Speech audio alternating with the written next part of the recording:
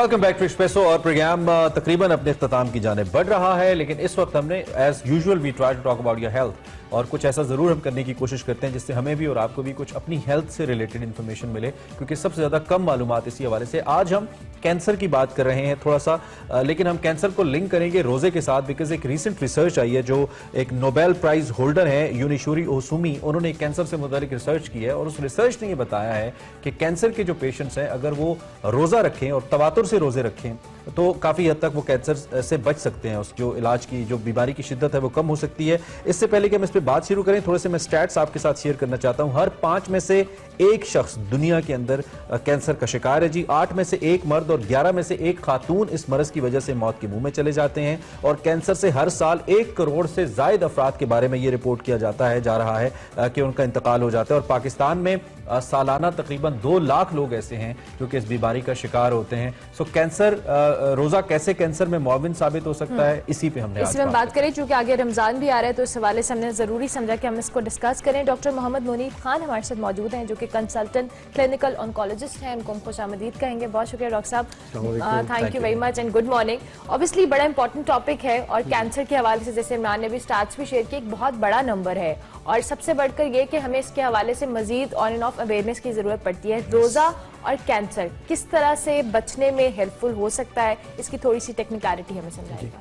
पहली बात तो जो अदाद शुमार आपने दिए मैं उसमें आपको ये बताना चाहूँगा कि इस वक्त कई ममालिक में कैंसर की शरह 50% तक पहुँच चुकी है। अच्छा। तो आबादी के आधे हिस्से को ज़िंदगी में एक बार कैंसर ज़रूर होता है। इंग्लैंड, अमेरिका, ऑस्ट्रेलिया इसकी मिसाल है। रोज़ा जो है ये एक फितरी चीज़ है जो इंसान के जिस्म के अंदर डिटॉक्स करता है। जब आप रोज़ा रखते हैं तो इंसानी जिस्म के अंदर इस किस्म के मुरक्कबात, ऐसे केमिकल्स पैदा होते हैं जो कैंसर को पैदा होने से रोकते हैं। अगर पैदा हो चुका हो तो उसको नशोनुमा नहीं होने देते, उसकी ग्रोथ को रोकते हैं। और उसके अंदर जो खून की शरियानें बनती हैं जिससे वो न्यूट्रिशन हासिल करता है, ग़िज़ा हासिल करता है और फैलता है, उनको भी होने से रोकते हैं। अच्छा। और ये चीज़ अब दिन ब दिन साबित होती जा रही है। मुख्तलिफ तहकीकात जो जापान में, जैसे आपने जिक्र किया, नोबेल प्राइज़ विनर है, उन्होंने की है, कनाडा और अमेरिका में भी हुई है। और कुछ मुसलमान रोज़ेदारों पे भी तहकीकात की गई। उनके जिस्म में ऐसे केमिकल देखे गए कि 30 दिन के रोज़ों के बाद न सिर्फ कि कैंसर की नशोनुमा होने के इम्कानात कम थे, बल्कि डायबिटीज़, अल्जाइमर डिजीज़, डिमेंशिया जिसको हम सेठिया जाना कहते हैं, यादाश्त का कमज़ोर होना और दीगर तमाम बीमारियां जो थी, खासतौर पर दिल के अमराज, उनके भी इम्कानात कम हो रहे थे। अच्छा डॉक्टर साहब, नॉर्मली यहाँ पे एक प्रैक्टिस है कि खुदा न खास्ता अगर किसी शख्स को डायबिटीज़ है, हाइपरटेंशन है या कोई भी मसला है तो वो रोज़े रखना बंद कर देते हैं। हमारे यहाँ प्रैक्टिस होती है अक्सर घरों में, जो लोग बहुत ज़्यादा कॉन्शियस नहीं होते। तो उन लोगों के लिए ऑब्वियसली एक बड़ा हेल्पफुल चीज़ है कि अगर वो रोज़े रख रहे हैं, चाहे वो किसी भी कंडीशन में, आपने डायमेंशिया, डायबिटीज़ की बात की, उनको आप क्या रिकमेंड करेंगे? अच्छा, ये चीज़ तो सबसे पहले हमारे मज़हब में, कुरान ने हमें बताई है कि अगर आप बीमार हैं तो रोज़े ना रखें, उसकी जगह आप सदका दे दें। रोज़े की सबसे ज़्यादा अहमियत है प्रिवेंशन में, रोकथाम में, कैंसर होने से पहले। लेकिन कैंसर के दौरान भी ये देखा गया है कि जिन मरीजों में उनकी सेहत अच्छी है और वो रोज़ा रख सकते हैं तो उनमें कैंसर की जो बढ़ोतरी है, ग्रोथ है, वो कम हो जाती है और उनकी दवाइयाँ ज़्यादा इफेक्टिव है और साइड इफेक्ट कम है। लेकिन जो लोग रोज़े नहीं रख सकते उनको मैं ये मशवरा दूंगा कि वो रोज़े जैसी कैफियत पैदा करें, यानी खाना जो है दिन में सिर्फ 2 दफ़ा खाएं, उसके दरमियान जितना वक्फा हो सकता है रखें। अहम चीज़ यह है कि कैंसर के सेल जो हैं वो ग्लूकोज पसंद करते हैं, शुगर, चीनी, मीठा, कार्बोहाइड्रेट्स, नशास्ता, इस चीज़ को पसंद करते हैं। इस पे बहुत ज़्यादा से फैलते हैं। उनके ऊपर बाकी सेलों की निस्बत 10 गुना ज़्यादा रिसेप्टर होते हैं ग्लूकोज के। लेकिन जब आप रोज़ा रखते हैं तो ज़ाहिर जिस्म के अंदर चीनी, शुगर, ग्लूकोज कम होता है तो आपका जिस्म फैट को, आपकी चर्बी को गलाता है। उससे जो मुरक्कब पैदा होता है उसे कीटोन्स कहते हैं।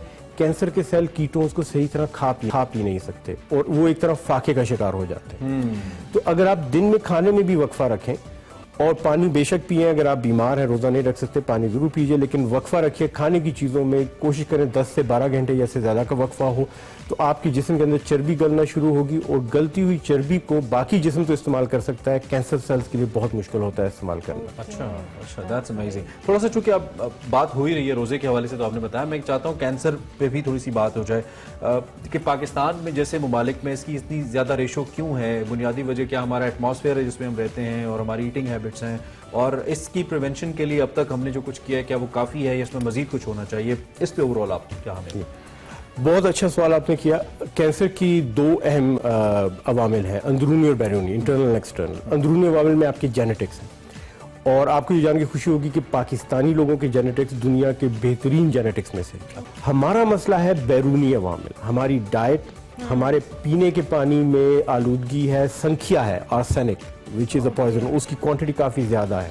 اس کے علاوہ ہمارے جو ماڈرن لائف سٹائل ہم نے اڈاپٹ کر لیا, جس میں ہم گھروں میں بند رہتے ہیں, باہر نہیں نکلتے. ابھی اس پہ میں نے ریسنٹلی 2-3 ایجوکیشنل ویڈیوز ڈالے ہیں وٹامن ڈی پہ بھی, اور یہ بھی کہ 30 سیکنڈ روزانہ اگر آپ باہر نکلیں ایک خاص وقت پہ 30 سیکنڈ صرف, تو آپ اپنے جسم کے ہر سیل میں کینسر کا رسک کم کر سکتے ہیں. اور یہ ہماری ویب خاص ٹائم کیا ہوتا ہے ڈاکٹر صاحب؟ وہ خاص ٹائم ہے جی صبح فجر سے لے کے 9 بجے کے درمیان, اینڈ اونلی 30 سیکنڈ. اگر بہت بادل ہو, سن لائٹ لینی, اور سن لائٹ آپ کے چہرے پہ نہیں پڑنی, اور آپ سورج کو دیکھنا بھی نہیں. آپ کی آنکھوں میں اگر انفرا ریڈ لائٹ جاتی ہے فجر کے بعد, تو وہ آپ کے جسم کے ہر سیل میں میلاٹونن نام کا کیمیکل پیدا کرتی ہے, جو آپ کی سیلوں کو ڈیٹاکس کرتا ہے, وہ کینسر کو ہونے سے روکتا ہے. لیکن ہمارے ہاں لوگ اکثر 10 بجے کے بعد اٹھتے ہیں, 11 بجے دکانیں کھلتی ہیں, ہم راتوں کو جاگتے ہیں, دن کو سوتے ہیں. 93% 93% آف دا ٹائم ہم انڈورز گزارتے ہیں, یا گھر میں, یا دفتر میں, یا دکان میں, یا گاڑی میں, اور اس پہ ہم کام کر رہے ہیں. اور خواتین تو ویسے ہی ہماری گھروں سے نہیں نکلتی. خواتین تو بالکل نہیں, وٹامن ڈی ڈیفیشنسی, ابھی اس پہ بھی ہم نے ایک بڑے اچھے انفارمیٹیو ویڈیو ڈالا ہے. میں آپ کو بلکہ درخواست کروں گا کہ مزید ڈیٹیلز کے لیے کلنگ کینسر کائنڈلی ہماری ویب سائٹ ہے, جس پہ ہم کینسر کا رسک پوری دنیا میں کم کر رہے ہیں, خصوصاً پاکستان میں, اور ہم فری اسکریننگ پروگرام بھی شروع کر رہے ہیں. پاکستان میں بھی کر, بالکل پاکستان سے ہم آغاز کریں فری اسکریننگ پروگرامز کا انشاءاللہ. بڑی آنت کا کینسر, کولون کینسر, اور سروائکل کینسر جو لڑکیوں میں, ینگ ایج لڑکیوں میں بہت کامن ہے, اس کو پریونٹ کرنے کے لیے. اچھا ڈاکٹر صاحب, پریونشن کے حوالے سے obviously ہم اور آپ سے جاننا چاہیں گے. لائف سٹائل کا تو آپ نے کہا, لیکن دیگر ایلیمنٹس آپ نے کہا, بہت سارے ایکسٹرنل فیکٹرز بھی ہیں جو ہماری صحت پہ اثر انداز ہوتے ہیں, ان کو لے کر بہت, اور کس اسپیسیفک ایج گروپ میں آپ کے اندر کینسر کا جو رسک ہے وہ بہت زیادہ ہوتا ہے, اور اس کو اس ایج میں اگر ہم پریونٹ کریں تو آگے جا کے اللہ نہ کرے ایسا کوئی مسئلہ ہو؟ کینسر کا رسک عمر بڑھنے کے ساتھ ساتھ بڑھتا رہتا ہے. سب سے اہم چیز یہ ہے کہ آپ کینسر کو اگر روکنا چاہتے ہیں تو 10 سے 20 سال پہلے, جب کینسر ہونے کے امکانات زیادہ ہوتے ہیں, تب سے اس کی احتیاط شروع کریں. ہیلدی لائف سٹائل اگر آپ شروع سے رکھیں گے تو آپ کو کینسر کے ساتھ ساتھ دل کی بیماریاں, ڈائبٹیز, ڈیمینشیا, ان سب سے نجات ملے گی. ایک اہم فیکٹر ہماری ریسرچ اور ایجوکیشن کا یہ ہے کہ کینسر جن جن چیزوں سے کم ہوتا ہے, ان سے آپ کے دل کے عارضے بھی کم ہوتے ہیں, ان سے آپ کے ہائپر ٹینشن, ڈیمینشیا, ہر قسم کی جو میٹابولک بیماری ہے, مینٹل بیماری ہے, ڈپریشن, انگزائٹی, ان سب کا اندر کمی واقع ہوتی ہے. تو اس میں غذا کے اندر ہمارا یہ دیکھنا ضروری ہے کہ ہم پھل اور سبزیاں کھائیں. مثلا پھل اور سبزیاں کھانے سے آپ بریسٹ کینسر کا رسک 10% کم کر سکتے ہیں. اس کے علاوہ ایک اہم بات جو کہ اکثر لوگوں کو نہیں پتا, اور بہت سے ڈاکٹرز کو بھی علم میں نہیں ہے یا وہ بتاتے نہیں ہیں, وہ یہ کہ جو مصنوعی وٹامن ہے جو آپ کو بوتلوں میں بند ملتے ہیں, ان سے کینسر کے امکانات بڑھ جاتے ہیں. اچھا جی, منرلز کا بھی یہی حال ہے. ایک ٹرائل ہوا تھا, سلیکٹ ٹرائل, اس کی ڈیٹیلز اگین وہ یوٹیوب پہ ہے, کلنگ کینسر کائنڈلی پہ, کہ سیلینیم اور وٹامن ای, یہ ایک وٹامن ہے اور ایک منرل ہے, معدنی عنصر ہے, ان سے پروسٹیٹ کینسر کم ہوتا ہے اگر آپ پھلوں سبزیوں میں نیچرل صورت میں لیں. جب اس کو مصنوعی طور پہ دیا گیا تو پروسٹیٹ کینسر 8% بڑھ گیا مریضوں. اچھا, یہ جو پروسیسڈ فوڈ ہوتا ہے یا جو جنک فوڈ ہوتا ہے, ان دونوں, یہ دونوں کیٹیگریز جو ہیں, یہ بھی معاون ہے کہیں کینسر کو کی ترویج کے؟ بالکل ہے. دیکھیں, ہم جو بھی غذا کھاتے ہیں نا, وہ ایک دم گلنا سڑنا شروع ہو جاتی ہے پکنے کے بعد یا تیار ہونے کے بعد. جو قدرتی طور پہ ہم پریزرویٹیوز یوز کرتے ہیں ان میں مرچ اور مسالہ آتے ہیں جو کہ اچھے اینٹی کینسر ہیں, ان کے اندر اینٹی کینسر اجزاء ہیں. لیکن ہمارے ہاں یہ جو پروسیس فوڈ ہے, اس کے اندر ایسے کیمیکلز ڈالے جاتے ہیں جو کینسر کاز کرتے ہیں. فارملین, فارمیلڈیہائڈ, نائٹریٹس, یوریا تک ڈالا جاتا ہے تاکہ ان کو پریزرو کیا جائے. اور یہ تمام جو اجزاء جو ان کی شیلف لائف پرولونگ کرتے ہیں, کہ وہ بکنے کے لیے سینڈوچ بن کے آئی تو 4 دن رہی. گھر میں آپ سینڈوچ بنائے تو وہ شام تک خراب ہو جاتی ہے, لیکن آپ کی مارکیٹ کی سینڈوچ 2 ہفتے پڑی ہے. Thank you very much doctor صاحب.